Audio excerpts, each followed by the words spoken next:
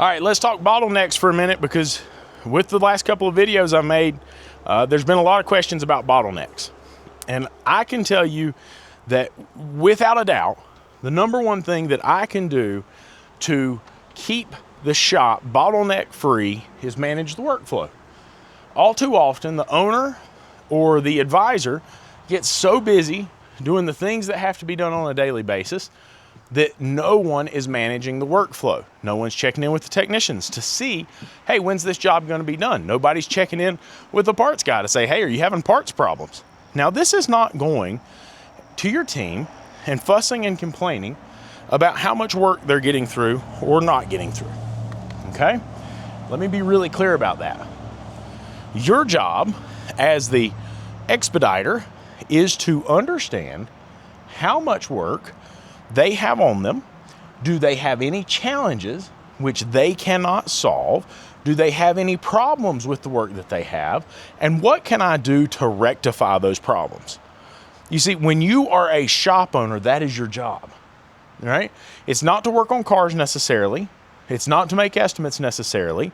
It's to make sure that you have work, and the work that you do have is configured in an optimal way, and to solve the problems. As Cecil would say, pull the bricks out of the wall, allowing them to get to the target as quickly as possible. And if you're not there to solve these problems for them, it means they have to stop what they're doing and go solve the issues. Now, I'm going to tell you the things that make the biggest difference for me. We don't start on any job until all parts have arrived. We've verified to the best of our ability they are the right parts and that they are in good working order. Now, we can't do that with everything. It's obvious we can't do that, but it gives us a leg up. Also, we have to make sure that we're putting the work that we get approved. You know, one of my last videos, I'm talking about parking lot scheduling. And while I just made the video and it's not out yet, I guarantee you somebody dropped down into the comments and said, yeah, but Lucas, what about this? What about that? And what about the work that you already have in the shop? Parking lot scheduling does not work unless you put the existing work you have on the schedule. Right? You have to schedule out the work that's being approved for when the parts are going to arrive. Here's the deal. When you're doing that, when you're scheduling that work in, it is extremely important that you give yourself buffer. Parts don't always show up on time. I don't know if you know that. Things go wrong with repairs. So I'm giving myself buffer with the clients. I'm giving myself scheduling buffer, but it's going back onto the schedule. Okay? So my job is to be paying attention to these things. Now, listen, if you aren't going to be the expediter in your shop, if you're the shop owner who says, hey, I don't want to work in the shop, that caused a whole big argument in the group a couple weeks ago. I'm not saying you have to work in your shop. I'm not saying that you have to be the expediter. I'm saying someone has to do it. It's their responsibility to get these things back on the schedule, understand where that work's going to go, how many hours is it, so we can begin to plan and throttle our capacity over the time that we have this work in the shop. That's all there is to it. That is your job as an expediter, solving problems.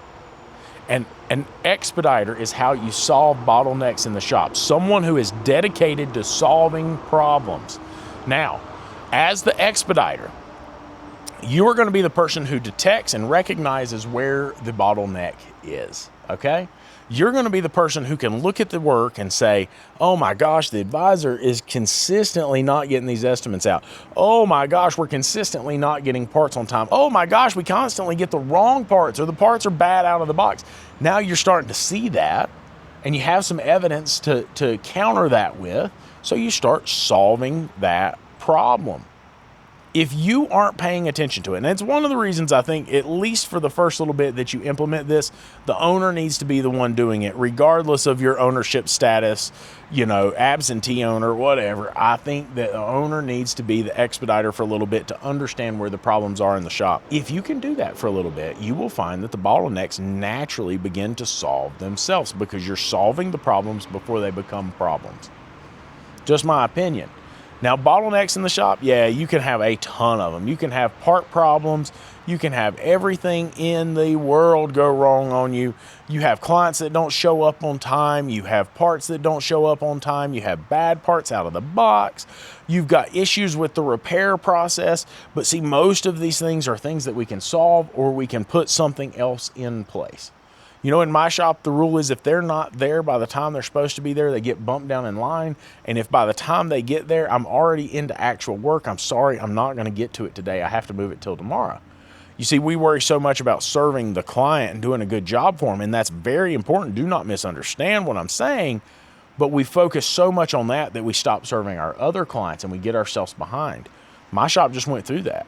My shop just went through this whole deal where the person managing workflow did not know how to manage workflow and made a giant mess of things.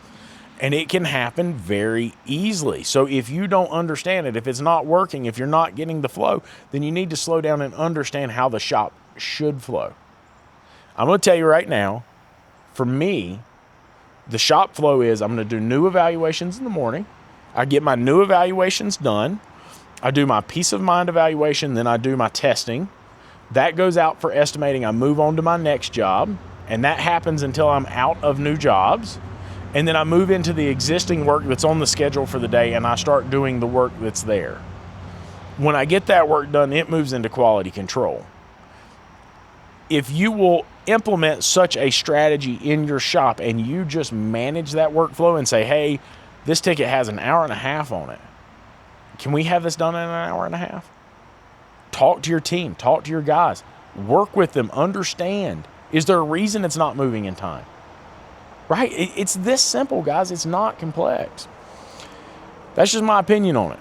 I could be completely wrong. I could be missing this, but I'm telling you that it has always worked for us. We had, at the time, before we moved the shops, we had 3 bays, and we had typically, on average, $125,000 months with 3 bays. 3 different levels, 3 different types of lifts. One didn't have but a 7-foot ceiling in it. We were still doing $125,000 a month in 3 bays. And it's because we were extremely efficient. Everybody knew what everybody else was doing, and we were managing our workflow. Someone has to manage workflow. You can't just sit up there and advise. You can't sit in there and be owner, and you can't just turn wrenches and expect the workflow to work. You have to monitor the workflow. That's how you make the shop flow. That's how you make everybody happy. That's how you make your techs happy, for God's sakes. Make sure they have what they need. Hey, I've been waiting on the seal for like 2 hours and I can't move until I get it. Great. I will get in my car and I will go get you your seal. Seriously. Solve the problem so your shop can work. Let me know what you think in the comments down below. Y'all have a good one.